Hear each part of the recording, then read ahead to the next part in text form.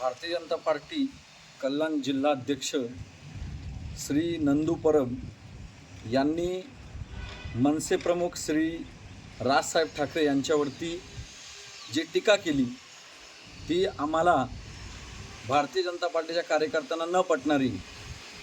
कारण आजपर्यंत मराठी माणसांवर ज्या वेळेस अन्याय झाला त्यावेळेस ठाकरे परिवारातील म्हणजे अगदी हिंदू हृदय सम्राट बाळासाहेब ठाकरेंपासून तर राज ठाकरेपर्यंत या सर्वांनी अत्यंत कठोर भूमिका घेतलेली आहे आणि मराठी माणसाला न्याय मिळवून देण्यासाठी महाराष्ट्र नवनिर्माण सेनेचे कार्यकर्ते, तळागाळातील सर्व कार्यकर्ते मराठी माणसाच्या पाठीमागे वेळोवेळी उभी राहिलेली आहेत आणि मराठी माणसाच्या हक्कासाठी निर्माण झालेली चळवळ म्हणजे शिवसेना आणि यानंतर राजसाहेब ठाकरे यांनी चालू केलेला पक्ष।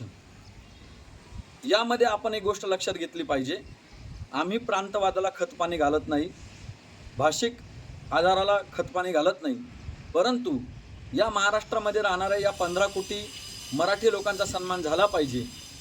आता मला असं वाटतं यावेळेस निवडणुका नाही, काहीच नाही, तरी ब्रिजभूषण यांचं नाव घेऊन त्यांनी राज ठाकरे यांच्यावर टीका केली ती आमच्या सर्वसामान्य मराठी माणसाला, आम्ही जरी भारतीय जनता पार्टीचे कार्यकर्ते असलो तरी सर्वप्रथम आम्ही मराठी आहोत आणि आम्हाला मराठी असल्याचा अभिमान आहे। आम्ही कोणत्याही इतर भाषिकांचा अपमान करू इच्छित नाही, त्यांचा योग्य तो सन्मानच आहे, परंतु आमच्या मराठी माणसांनी काय सर्व परप्रांतीयांचा सन्मान करण्याचा ठेका घेतला आहे का? त्यांनी आमचा अपमान करावा आणि आम्ही त्यांचा सन्मान करावा, ही कोणती परिभाषा? नंदू परब हे जरी भारतीय जनता पार्टीचे जिल्हाध्यक्ष असले, अहो तुम्ही लोकांची कामं करा, तुम्ही सत्तेमध्ये आला आहात, कल्याणपूरमध्ये पाणी प्रश्न आवासून उभा आहे, तुम्ही आज इथल्या लोकांच्या चाळीमध्ये घराघरांमध्ये फिरा, लोकांना 10-10 मिनटं फक्त पाणी येतं, प्यायच्या पाण्याचे वांदे आहेत, जे पाणी येतं ते सुद्धा गढूळ स्वरूपाचं असतं, ते प्रश्न सोडवण्यासाठी हे तळागाळातले भारतीय जनता पार्टीचे कार्यकर्ते लोकांच्या पाठीमागे रात्रंदिवस फिरत असतात। त्यावेळेस तुम्हाला फोन केल्यानंतर मात्र तुम्ही फोन उचलत नाही। तुम्ही इतर लोकांना खुश करण्यापेक्षा तुम्ही सर्वप्रथम भारतीय जनता पार्टीच्या कार्यकर्त्यांना लक्ष द्या आणि हा जो तळागाळातला कार्यकर्ता आहे याने अगदी आमदारकीच्या वेळेस, खासदारकीच्या वेळेस आणि या महानगरपालिकेच्या वेळेस म्हणजे जिथे लोकशाही जन्माला येते त्या स्थानिक स्वराज्य संस्थेच्या वेळेस ज्या तळागाळातल्या कार्यकर्त्यांना प्रतिनिधित्व भेटायला पाहिजे होतं, त्यांना सुद्धा काम करण्याची संधी मिळायला पाहिजे होती, त्यावेळेस मात्र पक्षाने धनदांडग्या श्रीमंत लोकांना संधी दिली आणि सामान्य 15-15 वर्ष काम करणाऱ्या कार्यकर्त्यांना तुम्ही पाठीमागे ठेवलं। हरकत नाही, तरी आम्ही समाधानी राहिलो, चला आमच्यामधले का असेना कोणीतरी आज नगरसेवक पदावर विराजमान झाले। इथल्या सर्व भारतीय जनता पार्टीच्या कार्यकर्त्यांनी स्वतःचा अपमान गिळला आणि राष्ट्रप्रथम नंतर पक्षाने शेवटी स्वतः ही आयडियोलॉजी लक्षात ठेवून या कार्यकर्त्यांनी पक्षासाठी बलिदान दिले। परंतु आजची परिस्थिती अशी आहे, जिल्हाध्यक्षांना फोन केल्यानंतर जिल्हाध्यक्ष फोन उचलत नाही कार्यकर्त्यांची। मी माझ्या कॉल लिस्टवरून तुम्हाला दाखवू शकतो, एकदा नंदू परबांनी आमचा फोन उचलला नाही। माझं नंदू परबांना हे सांगणं आहे, तुम्ही भारतीय जनता पार्टीचे जर जिल्हाध्यक्ष आहात तर इथे तो उत्तर भारतीय असू द्या, तो मराठी असू द्या, कुणी असू द्या, लोकांच्या प्रश्न सोडवण्यावर तुम्ही काम करावं, ना की राज ठाकरे यांच्यावरती जर टीका करून लोकांना पाणी भेटत असेल, राज ठाकरे यांच्यावरती टीका करून जर लोकांचा शिक्षणाचा प्रश्न सुटत असेल तर तुम्ही दररोज टीका करा, पण इथे मात्र तुम्ही हे राजकारण वेगळ्या दिशेला नेताय। या सर्व गोष्टीला आमच्या तळागाळातल्या भारतीय जनता पार्टीच्या कार्यकर्त्यांचं अजिबात समर्थन नाही।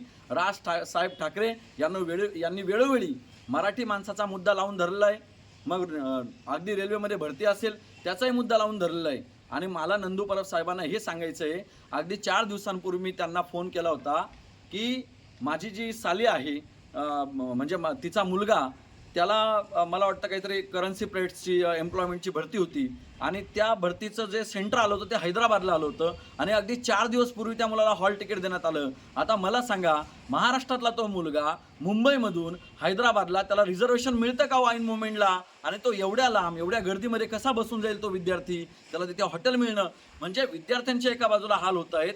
परंतु जिल्हाध्यक्ष महोदय, राजकारण करण्यापेक्षा तुम्ही पहिले या सर्व समस्यांवर लक्ष द्या, तळागाळातल्या कार्यकर्त्यांना न्याय द्यायचा प्रयत्न करा। आज या चिंचपाड्यातून भारतीय जनता पार्टीचा चंद्रशेखर म्हात्रे हा निष्ठावान कार्यकर्ता निघून गेलेला आहे। का बरं? कारण त्याने 15 वर्ष काम केलं तरी पक्ष त्याचं स्वप्न पूर्ण करू शकला नाही। जर पक्षाची स्वप्न कार्यकर्त्यांनी पूर्ण करायची आहेत तर कार्यकर्त्यांची स्वप्न सुद्धा पक्षाने पूर्ण केली पाहिजेत आणि तो चंद्रशेखर मात्र निघून गेल्यानंतर आमच्यासारखे जे काही 2-4 निष्ठावान कार्यकर्ते उरलेले आहेत, तुम्ही त्या लोकांकडे बघणं महत्त्वाचं आहे। म्हणून मी पुन्हा एकदा सांगतो, भारतीय जनता पार्टीचे जिल्हाध्यक्ष नंदू परब यांनी राजकारण करण्यापेक्षा हे जे सामान्य कार्यकर्ते आहेत ना, यांच्या समस्या सोडवण्यावर, लोकांच्या प्रश्नांवर लक्ष दिलं पाहिजे।